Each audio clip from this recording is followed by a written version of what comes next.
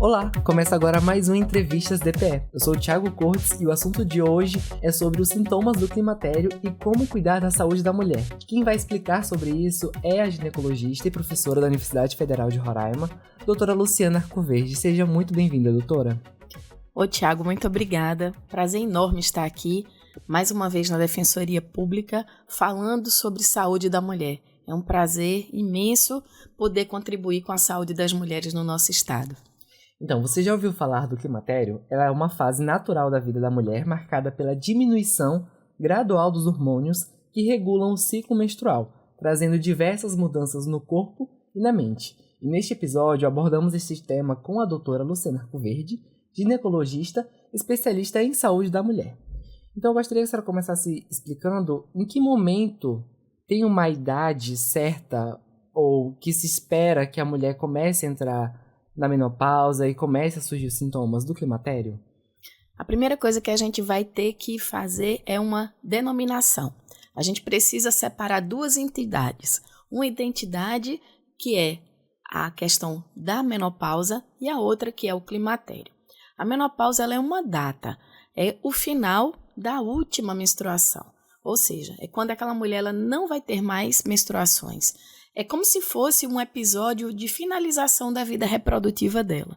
A gente tem o início com a primeira menstruação, que entre nós médicos nós chamamos de menarca, e o final a gente dá o nome de menopausa. Então, é exatamente a finalização da capacidade reprodutiva. Ali, ela finaliza a questão da produção de óvulos e, consequentemente, a questão de gravidezes. Já o climatério é exatamente o processo de transição, onde começa a haver o processo de falhas, onde as menstruações vão começar a ficar escassas e ela vai ter um processo gradativo até ela parar e vir a menopausa. Então, o climatério é o período e a menopausa é a data. E aí, Tiago, a gente tem uma situação bem clássica. Quando a gente tem abaixo de 38 anos a menopausa, a gente considera ela como uma menopausa precoce, uma falência ovariana prematura.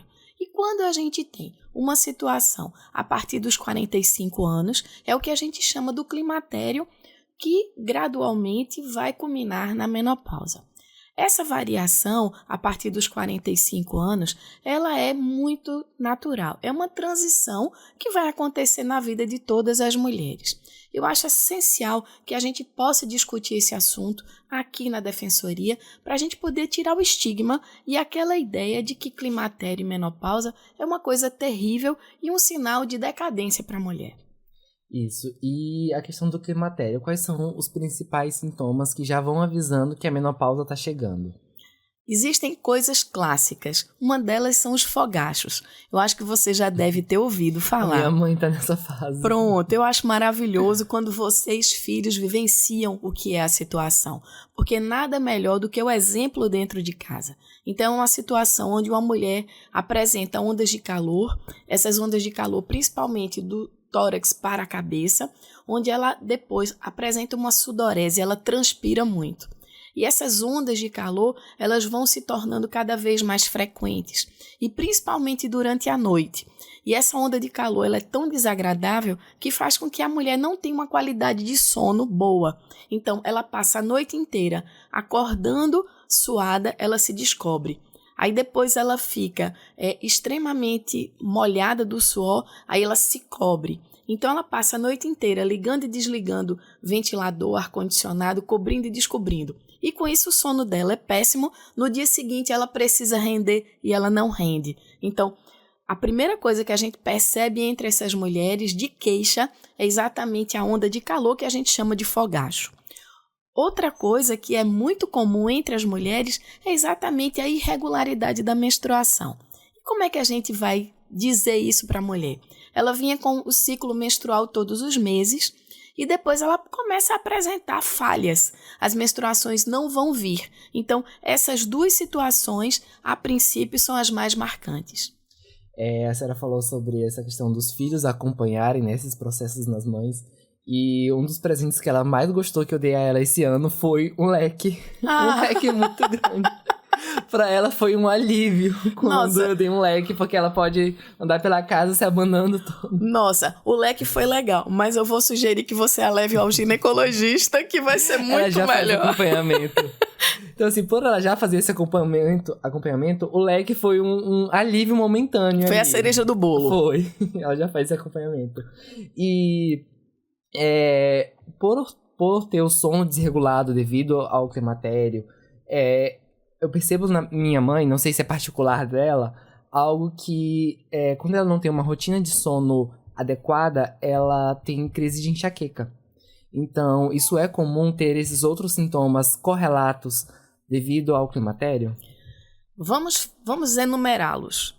Ondas de calor, dor de cabeça, dores musculares, dores articulares, cansaço, astenia, alteração de peso, alteração de humor, humor depressivo, queda de libido, secura na pele, secura vaginal, confusão mental. São alguns dos sintomas que nós encontramos nessas mulheres. Então, perceba que exatamente o gatilho da noite de sono mal dormida também impulsiona a questão da enxaqueca e as crises elas ficam realmente mais frequentes. E aí é todo Agora é só eu, meu pai e minha mãe em casa. Então é todo um trabalho conjunto quando a minha mãe tem essas crises, porque ela realmente é muito forte. Ela já tem acompanhamento também com o neurologista e ela fica totalmente incapacitada. Ela tem muito vômito, ela não consegue se levantar direito, ela só se levanta para beber água e ir ao banheiro. Então a gente limpa a casa, faz comida, leva comida para ela. Então a gente tem todo esse cuidado com a minha mãe. E é uma rede de apoio, né? Como é que a senhora vê nesse momento a necessidade de uma rede de apoio para a mulher? Feliz da sua mãe que tem você e seu pai para dar esse suporte a ela. Imagine a quantidade de mulheres que nós temos solo aí no Brasil. Hoje a gente tem uma estimativa da Federação Brasileira de Ginecologia e Obstetrícia, de um levantamento de 2024, que 30 milhões de mulheres estão na menopausa. Então você perceba que entre essas mulheres, muitas não têm essa rede de apoio. Então elas ficam totalmente vulneráveis, desprovidas de atenção e de uma rede que cuide dela. Então você tem mulheres que elas trabalham, elas precisam trabalhar, independente de ter uma crise de enxaqueca ou não, independente de terem um sintoma ou não. Muitas sequer estão com acesso à saúde, porque elas moram em regiões muito distantes, ou ainda a rotina de trabalho delas as impede de parar e procurar o cuidado. Porque muitas vezes as mulheres elas são as cuidadoras, mas elas não são cuidadas. Então, é fundamental que a gente tenha esse entendimento que a mulher também precisa olhar para ela e que a família precisa ajudá-la e também buscar saídas para que ela tenha acesso à saúde. Perfeito, muito importante mesmo ter essa rede de apoio. E a senhora falou sobre o cuidado, um final de semana desses eu tava na casa de uma amiga, a mãe dela tava entrando já nesse climatério, e assim, a gente tava tomando café da manhã, uma coisa muito comum, que elas são uma casa apenas de mãe e filha, ela não pedia, tava mais perto de mim o pão, ela não pedia, ela se esticava todinha, calma, eu posso te passar. Então ela ficava até constrangida com essa ajuda, porque ela falou justamente isso, que ela não é acostumada a ser cuidada por um homem, né? Por mais que esteja ali como visita, mas assim, é sempre ela e a filha dela, então é sempre uma mulher ajudando outra, né? E como a senhora vê essa questão da sororidade entre as mulheres de se compreenderem, se ajudarem nesse período que é um pouco complicado. Eu vou ser muito franca com você. Eu gostaria que essa sororidade fosse real, mas infelizmente o que nós percebemos muitas vezes são mulheres criticando outras mulheres. Então, naquela busca daquela incessante imagem da jovialidade, da independência, da naturalidade, e que envelhecer é sinônimo de ficar fora do mercado, que envelhecer é ficar fora das redes de conversa, é você não ser acessível. Então, existe muitas vezes mulheres que brigam entre elas para se sobressair e não parecer que está no climatério ou que está na menopausa. É como se aquilo ali fosse assinar um atestado que ela não tem mais condição de participar da sociedade. Então, eu vejo muitas vezes as mulheres serem as críticas mais reverberadas entre outras mulheres. Eu acho isso, infelizmente, terrível. Eu acho que deveria se criar realmente esse apoio umas às outras e entender que o processo de envelhecimento é natural. Eu não estou falando que você vai envelhecer e você não vai cuidar de você. Preste bem atenção. Você vai aumentar o cuidado com você, porque é óbvio que uma série de situações estão acontecendo e que você precisa ter um olhar muito mais diferenciado sobre a sua saúde. Eu acho maravilhoso quando eu vejo amigas que estão envelhecendo juntas e elas estão se apoiando. Elas estão criando situações de uma estar ao lado da outra. Muitas vezes essas mulheres elas vêm de relacionamentos que acabaram, mulheres que se separaram, que ficaram viúvas, que estão partindo para novos relacionamentos. E eu percebo que elas estão realmente criando esse contexto de participarem muito mais uma da vida da outra. Então, isso daí me dá muito mais veracidade nas relações de amizade e de sororidade. Foi por isso que eu comentei, porque na minha família as mulheres estão envelhecendo todas juntas, né? Então, anos de convivência e às vezes terminou, mas continua sendo da família. Então, assim, é por isso que eu trouxe essa questão social, que é muito importante. Demais. Esses vínculos, eles perduram. Porque, olha, eu tenho situações de que eu tive amigos que se separaram. Óbvio que quando existe uma ruptura de um relacionamento, existe também a ruptura das amizades. Porque, às vezes, as amizades, elas são do casal. Mas quando as amizades elas permanecem por conta dos vínculos que se formaram, independente de você estar convivendo mais como casal ou não, você consegue ainda dar apoio à sua amiga. E principalmente nesse momento de uma ruptura, que aí a presença de outra mulher é muito importante. Sim. E esse impacto social em relação ao climatério, né, ele é muito importante a gente destacar. Mas como que a senhora explica esses sintomas como confusão mental, lapsos de memória e dificuldade na concentração nesse período, que é um sintoma do climatério, e como que isso impacta socialmente? Isso é terrível para a mulher.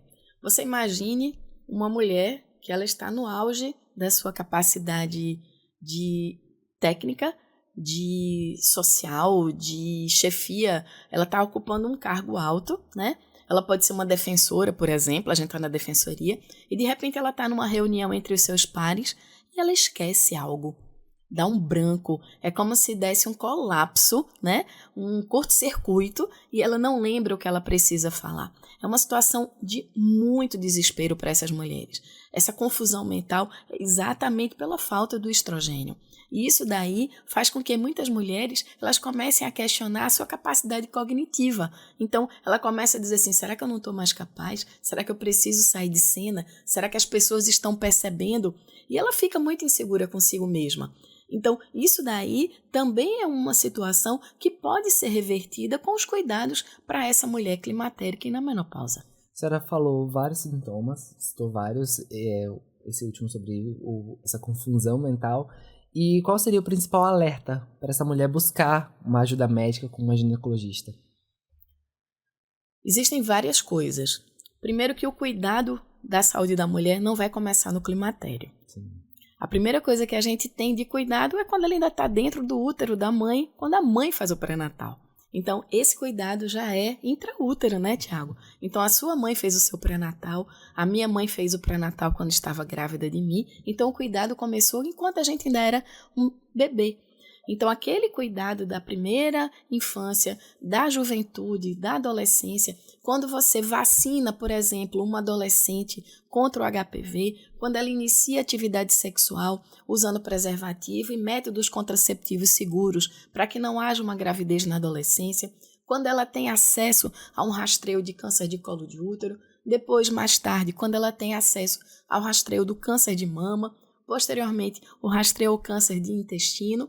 E isso é um fluxo contínuo. Então, se todas as mulheres atinassem que ela precisaria, pelo menos uma vez por ano, ter uma consulta ginecológica, a gente conseguiria reverter muitas coisas. Porque muitas doenças, como por exemplo, o câncer de ovário, que é mais comum em mulheres acima de 50 anos de idade, poderia ser diagnosticado em um estágio muito inicial, porque é um câncer silencioso que ele não dá sinal. E quando ele grita, a gente dificilmente consegue reverter e fazer um tratamento eficaz. Então, a situação de educar as meninas, mulheres, para consultas ginecológicas de rotina seria o ideal. E não esperar que o corpo dela desse algum sinal. Isso é muito importante. E quais são os principais sintomas que eles são negligenciados pelas pacientes? Porque, como a senhora falou, né, existe essa pressão social de que a mulher se mantenha sempre naquela jovialidade. E isso não é uma realidade, né? É algo vendido pela mídia, né? Pela própria sociedade, de que a mulher é sempre jovem, sempre bela, sempre magra, sempre, sabe? Sempre com uns padrões que muitas vezes são inalcançados. E quais são os principais pontos que são negligenciados? É uma ditadura muito cruel, né, Tiago? Sim. Muito cruel. Vamos analisar. Primeira coisa que a mulher, muitas vezes, ela percebe no seu corpo durante uma relação sexual, sangramento. Ela sangra durante a relação sexual, ela sangra logo após a relação sexual, ela apresenta sangramento fora do período menstrual ou alterações de fluxo, tanto de volume como coágulos, cólicas menstruais. Isso daí é um sinal de alerta. Perceber a alteração no formato da mama, perceber que um dos mamilos entrou, ele imbricou, notar a presença de um nódulo na mama, isso é algum deles. Aumento do volume abdominal, lógico, desde que não seja gravidez, por favor, né? Não vamos confundir aumento de barriga com bebê. Mas aumento de volume abdominal, principalmente numa mulher que já não pode mais ter filhos. Esses são alguns dos alertas mais importantes em relação à saúde da mulher. E óbvio, quando a gente está falando em mulher, a gente também tem que lembrar do câncer coloretal. Mulheres a partir de 45 anos de idade, elas são orientadas a fazer rastreio do câncer coloretal com a colonoscopia juntamente com os homens, mas com a mudança do padrão alimentar, com a mudança das características que a gente está percebendo hoje, mulheres jovens também estão tendo câncer coloretal. Então, se você percebeu que suas fezes elas estão ficando em fita, estão ficando escurecidas, enegrecidas, sangramento durante a evacuação, alteração de ritmo intestinal, ora tem intestino muito preso, com fezes muito endurecidas, alternados com diarreia, umas fezes muito líquidas e também perda de peso inexplicado. Então, isso também são sinais de alerta que as mulheres precisam procurar. E em relação ao câncer coloretal, os homens também podem prestar atenção a essas características de suas fezes. Então, agora a senhora falou bastante sobre os sintomas, sobre os alertas. E agora eu gostaria que a senhora falasse um pouco sobre como manter uma alimentação balanceada para ajudar a reduzir esses impactos desses sintomas. Atividade física também acredito que seja muito importante. Então, como que a mulher ela pode ir se preparando para a menopausa? Ai, Tiago, amei. É um preparo, né? Tudo na vida é um preparo. Quando você planeja, você tem uma chance de êxito muito maior. Então, se você orienta aquela jovem desde cedo que o cigarro não é uma boa, que ela precisa consumir alimentos mais saudáveis, um prato bem colorido, uma dieta bem rica em fibras, diminuir o consumo de açúcar e de sal, de alimentos ultraprocessados, que ela precise manter uma atividade física regular, pelo menos 3 vezes por semana, atividades de impacto, que ela controle o seu peso, porque a gente sabe que um peso dentro de uma qualidade estimada para aquela idade, ele vai prevenir também doenças cardiovasculares futuras e também até a questão de complicações como o câncer de mama para as mulheres na menopausa, que elas estão acima do peso, também existe uma relação muito estreita. Então, tudo isso, além de coisas básicas, como por exemplo, ter uma rede de amizades para você sair, se divertir, para que você tenha lazer, para que você faça coisas que te deem muita satisfação, como por exemplo meditar, fazer yoga, pedalar, caminhar, yoga que a gente faz, né? Fazia. Que é muito bom. Eu continuo, viu? Você tem que voltar. Tenho que voltar mesmo. É qualidade de vida, né? Qualidade de vida. Eu sempre digo, quem faz o básico aumenta a sua vida. Então o básico é você comer bem, você se alimentar bem. Quando você diz assim, comer bem, a pessoa imagina um prato extremamente sofisticado. Não, é um prato colorido. Descasque mais, desembrulhe menos. Alimentos muito mais naturais. E a gente tem uma riqueza no nosso Brasil imensa. A gente não precisa ter a preocupação de alimentos que são inacessíveis. A gente vai na feira do produtor, a gente vai lá na feira do Buriti, a gente consegue encontrar no garimpeiro alimentos maravilhosos dos pequenos empreendedores aqui locais com preços acessíveis. A gente não precisa estar inventando roda, a gente precisa somente pôr em prática o que a gente já sabe. Então, eu não tenho dinheiro para frequentar uma academia. Baixe um aplicativo, vá lá no YouTube, aprenda a dançar, faça uns exercícios, caminhe, pedale. Eu não tenho o tênis caro para correr. Não precisa, usa uma sapatilha, só tem cuidado para não escorregar. Mas assim, faz esse dever de casa bem direitinho que as coisas funcionam muito bem. A senhora falou a questão da alimentação e uma forma que me ajudou a comer bem, particularmente, foi olhar para o que a gente tem dentro de casa. Então, por exemplo... na minha casa, eu tenho um quintal enorme e sempre nascia pé de chicória. E chicória é um excelente tempero. Então eu não precisava, às vezes eu via as receitas, não, porque você usa a pimenta branca, porque você usa a noz moscada, porque você usa tal... Sendo que eu tenho bons temperos em casa que podem e que me ajudam a manter uma alimentação mais saudável e mais gostosa, né? E você... acessível. Sim, acessível, né? Porque tá no quintal de casa, né? E você nem precisa gourmetizar. Você não tá criando coisas diferentes. Você tá utilizando o que você tem.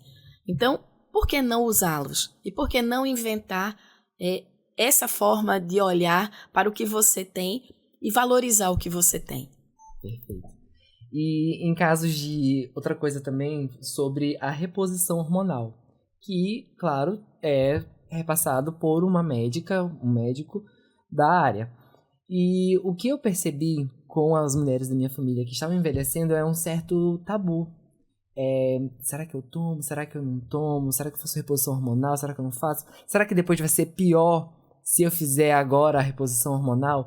Então, como que a senhora explica primeiro esse tabu sobre a reposição hormonal da mulher e como que é feito? Excelente. Quando eu ainda era estudante, tem um tempinho, né? Teve um trabalho que caiu como uma bomba na comunidade médica e que repercutiu na sociedade em geral.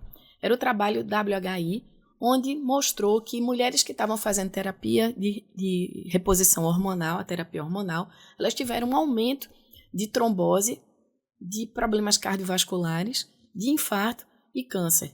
Só que esse trabalho foi um trabalho muito mal feito. A crítica acadêmica saiu lavando, condenando todas as atitudes, porque eles criaram um protocolo fora das orientações recomendadas pela Federação de Ginecologia. Então, o que aconteceu? Colocaram mulheres que não tinham indicação de terapia hormonal. Então, isso até hoje reverbera para as mulheres como uma coisa ruim. Só que terapia hormonal, Tiago, não é para todo mundo. Não são todas as pessoas que vão fazer. Existe um critério que a gente elege para aquela mulher, se ela pode ou não. A gente vai elencar os fatores que ela tem de risco, a gente vai ver quais são as situações que nós precisamos modificar naquela mulher e o que ela precisa naquele momento. As pessoas às vezes dizem assim, eu vou fazer terapia hormonal porque o médico disse que eu preciso aumentar minha libido e eu preciso ter mais tesão. Opa, calma, é uma viúva. Você está totalmente equivocado. Não é que uma viúva não vá ter atividade sexual, mas ninguém vai fazer terapia hormonal para aumentar desejo. Você vai aumentar o quê? As condições cardiovasculares daquela mulher, você vai dar mais qualidade de vida a ela, você vai tirar ela da confusão mental, você vai melhorar a qualidade do osso dela, que ela consiga não perder músculo, que ela tenha reposição de massa muscular, você vai melhorar que ela tenha diminuição da secura vaginal, daquele desconforto da vulva, que são os sintomas urogenitais, você vai melhorar a qualidade de sono dela, você vai tirar ela daquela situação de indisposição, de cansaço e de dores todos os dias. Olhe como a visão é diferente. Então, você conversa com a sua paciente, você vê o que ela tem de sintoma, você dá a resposta a essa mulher, mas sabendo que não é fórmula mágica. A gente não vai dar um tratamento, a gente vai propor uma mudança de estilo de vida. Eu não consigo fazer uma terapia hormonal se a paciente é sedentária, se a paciente fuma, se a paciente está acima do peso, se a paciente tem histórico de doença cardiovascular, se ela já teve acidente vascular cerebral, trombose, se aquela paciente tem doença no fígado, se aquela paciente já teve um câncer de mama. Então perceba que não são todas as pessoas. Eu preciso setorizar cada mulher, definir com ela quais são os prós e os contras, e ainda existe uma coisa chamada janela de oportunidade. Eu só preciso definir com essa mulher o tempo que a gente vai iniciar, porque se você pensar em terapia hormonal para uma mulher de 70 anos não tem nenhum sentido. Eu preciso fazer aquela terapia hormonal nos primeiros, pelo menos, 5 a 10 anos do evento do climatério e da menopausa. Depois, apresenta mais risco do que benefício. Então, a gente começa numa oportunidade excelente e vai acompanhando essa mulher periodicamente, porque não é passar a medicação e dizer tchau, meu amor, até um dia. Não, você vai manter um relacionamento de consultas periódicas e exames, explicando que aquela medicação ela vai ficar sendo revista com atividades de uma boa alimentação, reduzir o peso, realizar atividade física regular, principalmente de impacto como musculação, para evitar que ela perca mais ainda a massa óssea e ainda a situação de qualidade de vida, onde ela vai buscar lazer, onde ela vai ter um bom entendimento do corpo dela com a questão de relacionamento, não só da rede de apoio que você falou, como também das amizades. E a senhora começou ao explicar, falando sobre a questão da desinformação ou despreparo acadêmico em relação que criou um mito sobre essa questão da terapia hormonal. Eu gostaria que a senhora explicasse essa questão da desinformação, principalmente vindo de influenciadores, de gominhas e remédios milagrosos. Então, você está com dificuldade de dormir por conta do climatério? Toma aqui uma melatonina. Você está com dificuldade? Toma uma creatina. Então, quais suplementos? Seu cabelo está caindo? Toma aqui uma gominha. Tua unha está fraca? Tem gominha para isso também. Então, a questão é mais sobre vender uma ideia de saúde do que, de fato, ter saúde. Então, como que a senhora avalia essa questão dos suplementos e remédios milagrosos que são vendidos pelos influenciadores, principalmente? Tem uma coisa que diz que as pessoas vendem o que o outro quer ouvir.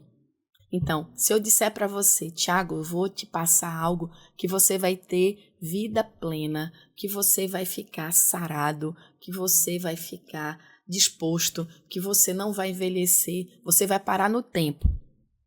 Você vai comprar a ideia na hora, você vai topar tudo que eu passar. Porque é isso que você quer ouvir. Você quer estacionar o tempo e você quer ficar bem eternamente. Só que isso é irreal.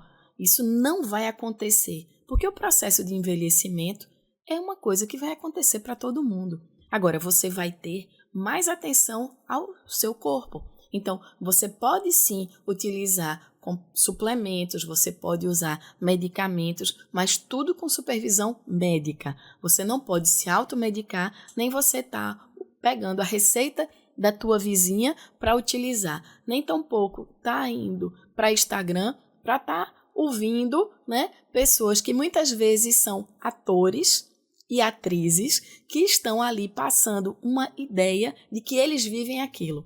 Certa vez eu estava assistindo, eu não me recordo exatamente aonde, era exatamente uma reportagem que mostrava que a mesma atriz ela havia feito várias campanhas em endereços de Instagram diferentes, contando histórias como se ela tivesse vivido aquilo. Então, assim, é algo muito sério, porque hoje, com a inteligência artificial também, que é outra ferramenta que, em vez de ajudar, também está atrapalhando a vida das pessoas, só que muitas pessoas não têm discernimento para entender o que aquilo é real e o que aquilo não é, e elas compram aquela ideia. Então, é muito perigoso quando você encontra fórmulas mágicas, porque se existisse fórmula mágica, a gente estaria numa situação muito diferente, com os hospitais, por exemplo, vazios. Exatamente. Essa questão da educação midiática, ela permeia toda a vida da pessoa, né? Desde vacina, que é algo muito importante, até quais remédios tomar, o que não tomar, o que fazer, o que não fazer, né? Por exemplo, hoje em dia, esses influenciadores vendem muito o mito do glúten, né? Porque o glúten incha, porque o glúten é o vilão. Mas se você não tem nenhuma doença, porque você vai se privar do glúten, porque o leite vai ser o vilão, né? Então, existiria ou existe algum alimento que nesse período do climatério ou menopausa poderia prejudicar, ou isso é apenas mais uma desinformação, um terrorismo nutricional causado na internet? Vamos lá, depende. Se você tem uma doença por excesso de ácido úrico, você deve se abster de alimentos que vão aumentar teu ácido úrico. Então, carnes vermelhas, embutidos, enlatados. Se você é diabética, é lógico, você vai ter uma alimentação onde o excesso de açúcar e de carboidratos também vai ter que ser reduzido. Se você é hipertensa, você vai ter também que ter cuidado com embutidos, principalmente com alimentos industrializados, porque tem um índice de sódio muito grande. Então, a restrição não é exatamente a menopausa, são as doenças degenerativas que você pode ter. Então, se você tem intolerância à lactose, lógico, eu vou dizer assim, não use leite e derivados e procure usar os alimentos que são zero lactose. Então, não é a situação da menopausa, é a situação própria que você tem de alguma doença. Algo individual, né? Muito individual. Então a gente já estamos nos encaminhando para o final, né? Falamos bastante. E eu acredito que ainda tem mais coisas que nós poderíamos conversar e explicar. Mas eu queria que a senhora falasse, teve algum caso que lhe marcou de acompanhamento de uma paciente que estava no climatério até a menopausa, que lhe marcou, ou por ter sido muito diferente, ou por ter tido um acolhimento, ou por justamente não ter tido esse acolhimento que a gente falou que é importante? Recentemente eu tive uma situação que me tocou muito. A gente tem que ter uma situação muito ética em relação a... Eu trabalho também com o Instagram, mas eu tenho uma preocupação muito grande de reservar as conversas, né, que eu tenho com as minhas pacientes. Vez ou outra eu enumero alguma. Mas eu acho que essa daqui, em especial, a gente precisa citar. É uma situação de uma colega médica, que ela teve câncer de mama, e com a situação do câncer de mama, ela precisou retirar a mama, fazer tratamento com quimio e radioterapia. Consequentemente, ela não pode fazer terapia hormonal. E ela, uma mulher jovem, queria ter relação sexual com seu esposo e todas as vezes que ela ia tentar ter relação sexual, sangrava e doía muito. E o que aconteceu? Ela entrou numa menopausa cirúrgica, é abrupta. Você já andou de montanha-russa alguma vez? Já. Você lembra quando tem aquela queda assim, que você pensa que o teu pé vai bater na tua cabeça? Pronto. Quando você tem uma menopausa cirúrgica, quando você tira o útero e os ovários, você dorme neném e acorda na menopausa. Então, assim, é terrível. E ela viveu exatamente isso. E o que aconteceu? Ela chegou no meu consultório relatando que ela não conseguia ter relação sexual porque doía e sangrava. E ela estava muito angustiada porque ela amava o marido, tinha desejo com o marido, só que dor na relação sexual era um impedimento para ela ter. Não combina, a relação sexual não é para ser dolorosa. Então ela foi comigo para ver o que a gente poderia fazer. E eu propus que a gente fizesse o laser vaginal. A primeira sessão nós fizemos, com 40 dias ela retornou. Na segunda sessão, ela chorou. Ela chorou e eu chorei junto e a Thaís, que trabalha comigo, chorou também.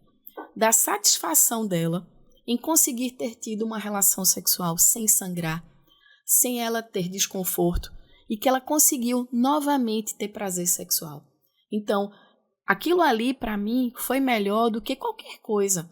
Porque a satisfação dela de dizer, Luciana, eu me senti viva novamente, eu me senti no jogo novamente. Eu estava me sentindo péssima, porque eu estava lutando comigo mesma, lutando com os meus desejos, mas eu não conseguia me entregar ao meu esposo. Então, depois que eu terminei a relação sexual com meu esposo, chorava eu e ele. E eu dizia a ele, eu preciso contar isso para Luciana. Então, assim, foi uma emoção muito grande, porque você devolver àquela mulher o prazer que ela havia perdido com uma doença que já traz um estigma muito grande, que é o câncer. Porque o câncer te traz a ideia que teu fim está próximo.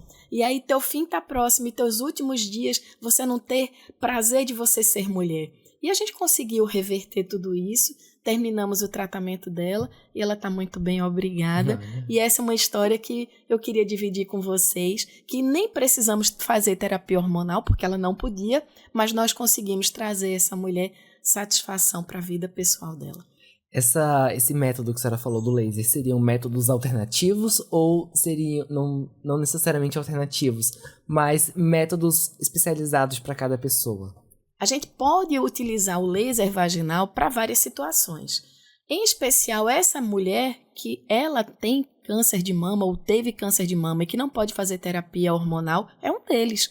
E você traz a essa mulher a liberdade da relação sexual sem dor e sem sangramento. A gente pode ter não só como uma terapia única, como também complemento a outras terapias, como o hormonal também. Então, assim, você tem uma gama de situações que você pode utilizar o laser. Lógico, voltando àquela situação que a gente falou há pouco. Tudo é individualizado. A gente não pode generalizar para todas as mulheres. Perfeito.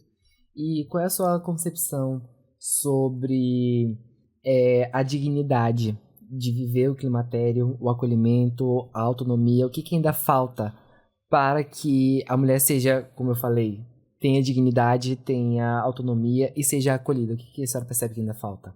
A desigualdade social é muito grande. A desigualdade econômica é muito grande. É muito difícil eu estar aqui falando para você de uma dignidade de saúde feminina, onde eu sei que os direitos sexuais e reprodutivos são tão distintos no nosso Brasil. Nós temos vários Brasis. Eu não posso achar que a mulher que mora aqui em Boa Vista, ela vai ter o mesmo tratamento da mulher que está lá no Alto Rio Branco. Infelizmente, a gente sabe que isso não é real. Então, isso daí me traz muita dor, porque eu posso estar tratando dessa mulher aqui com todas as ferramentas que eu tenho disponível, mas aquela mulher que está lá no alto índice de vulnerabilidade, ela está à margem desse tratamento. Então, enquanto a nossa saúde não puder ser para todas, a gente ainda vai ter essa lacuna e essa dívida com a sociedade brasileira. Sim. E já aqui no encerramento, eu gostaria que você deixasse uma mensagem para que as pessoas busquem o atendimento, as mulheres, e que elas busquem ter essa dignidade, ter esse acolhimento, e prestar atenção nos sinais também. Deixa sua mensagem agora. O que eu posso dizer a essa mulher? Não se sinta sozinha. A menopausa é uma realidade para todas as mulheres. Que bom que você chegou na menopausa. Significa que as coisas deram certo. Que as coisas aconteceram como tinha que acontecer. Nesse momento agora, você precisa de mais cuidado ainda. Você precisa se olhar, você precisa se priorizar. Não tenha medo de procurar ajuda, não tenha medo de procurar profissionais de saúde, não tenha medo de se arriscar nos tratamentos. Mesmo que o primeiro tratamento não dê certo, persista, insista e que você vai ter um tratamento que vai se adequar às suas necessidades. Procure cuidar da sua saúde, não só no que você come, como o que você pensa e o que você age. Então, diminui cigarro, diminui bebida alcoólica, vá fazer atividade física, vá namorar, vá dar muito beijo na boca, dê oportunidade a novos relacionamentos. Mesmo que seu casamento tenha acabado, invista em outro relacionamento. Não se sinta sozinha. Muitas vezes os lares foram desfeitos, os filhos foram embora, mas você precisa também ter um novo amor. Fica a mensagem. Muito obrigada, doutora Luciana Arcoverde, pela sua presença aqui, por esclarecer. E fica aqui o espaço aberto para as futuras entrevistas, outros temas também que são muito importantes. Muito obrigado. Ô, Tiago, obrigada demais, né? Eu quero agradecer em nome da Defensoria com o Oleno, dizer que é muito bom estar aqui conversando com você, uma conversa leve, Sim, inteligente, onde a gente puxou coisas tão importantes e dizer que é fundamental esse papel que a Defensoria tem de levar a saúde às pessoas. Às vezes as pessoas acham que rádio não é ouvida, né? Mas a rádio é ouvida demais, as pessoas que estão no interior ouvem muito. E uma informação correta pode ser a chave que muda a vida dessa pessoa. Então, se ela ouve uma informação que ela pode procurar quando ela tem algum sintoma diferente, vai fazer a diferença para essa mulher. E se a gente conseguir atingir uma mulher, valeu a nossa conversa aqui nessa manhã. E eu quero me deixar totalmente à disposição para que a gente possa ter outras conversas de outros temas que são tão relevantes para a saúde de uma mulher. Muito obrigado por essa mensagem muito bonita que a senhora deixou.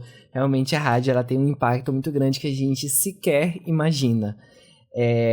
Então, essa foi a nossa entrevista com a doutora Luciana Arcoverde, ginecologista, sobre os sintomas do climatério e como cuidar da saúde da mulher nessa fase. Eu sou o Thiago Cortes e se você quer acompanhar assuntos de relevância pública, basta acessar os canais da Defensoria no Deezer, Spotify e YouTube. Até a próxima. Tchau, tchau!